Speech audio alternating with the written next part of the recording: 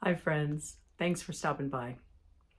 I want to talk today about celebration, celebrating yourself.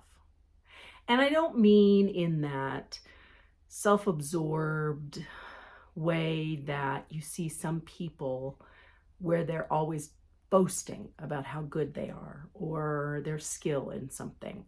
People who have big egos, you can just pass right by this. I'm talking to those of you that are the caregivers, are the empaths, are the ones who are always trying to make the ones around you feel safe and supported and celebrated. But you don't take that for yourself. Had a very interesting situation happen the other day. So let me tell you a story. My oldest son, Ben, just turned 26.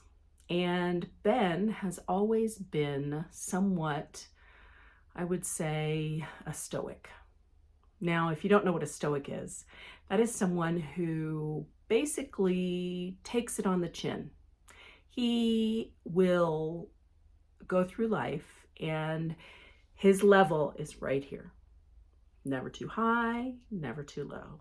He understands that life is a struggle and that no one gets through it without the bumps and the lumps.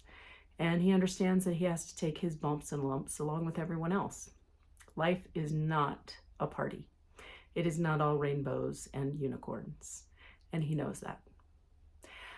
However, I've noticed kind of lately that he's not just a stoic, but he very much is someone who wants to do for and care for his friends. And I won't say that he has changed lately, but I have noticed it more lately.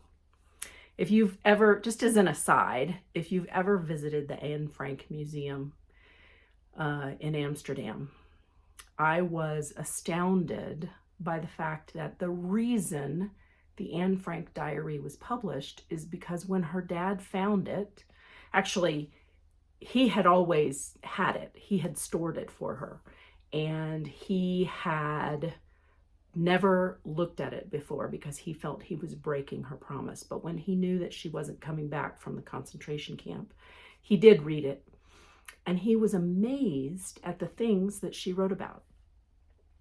So my point there is that we never really know our children, do we? We think we do.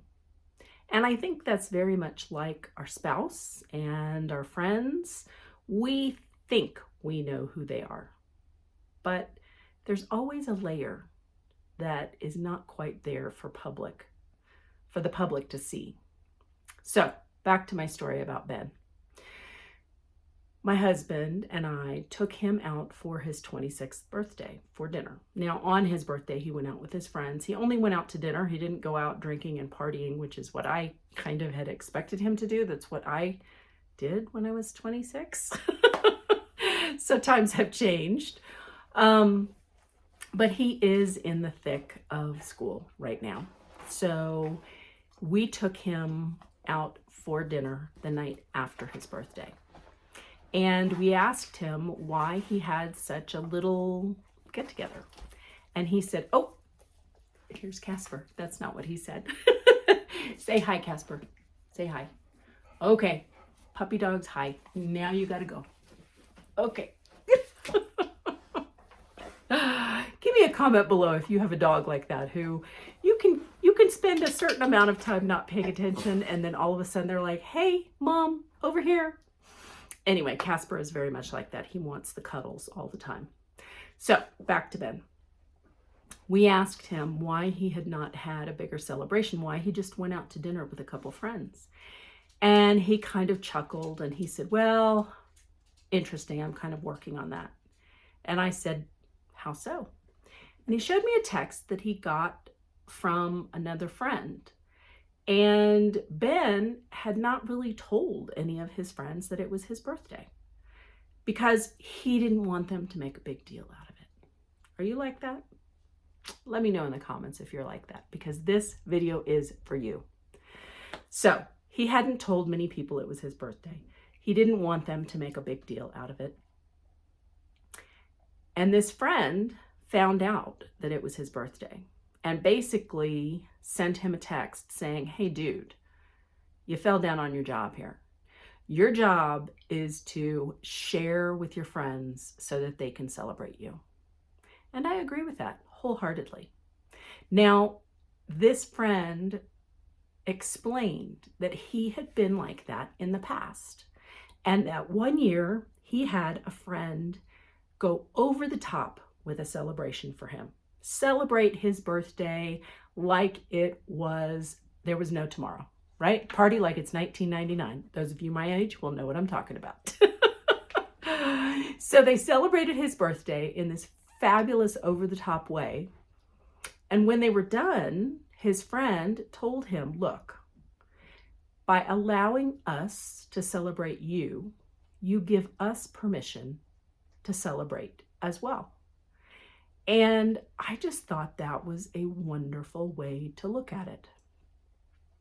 You know, if you don't allow people in, if you don't allow them to be part of your celebration, then they are going to feel like they don't get to be celebrated either. It's kind of opening up yourself. And I think it cracked his shell, which is wonderful. I am so glad, because I've made a couple videos recently about friendship. And if you're interested, I think you should go watch the next one. How you can fix not having friends. And this is one of the ways. One of the ways is cracking open that shell. You've got to tell people when your birthday's coming up. You've got to allow people to celebrate you and to know you on that deeper level. And I think that will make a huge difference. So please, if you are one of those people who does not like to be celebrated, take a deep breath and realize that you're giving a gift to those around you by allowing us to do it. Take care, friends. Thanks for stopping by.